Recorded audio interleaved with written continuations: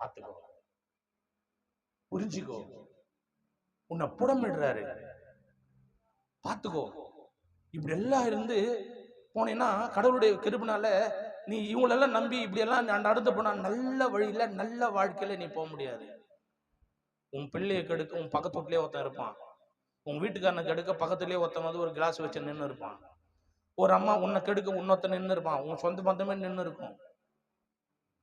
அந்த வழியில எல்லாம் போனா உருப்பிட முடியாது. ஆண்டவர் வழியில இருப்போம், அவர் சொல்றதுல போனோம்.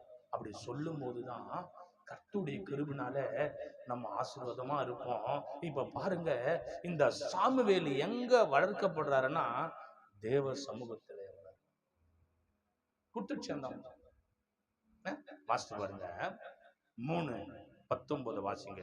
1 சாமுவேல் 3ஆம் அதிகாரம் 19ஆம் வசனத்தை வாசித்து பாருங்க.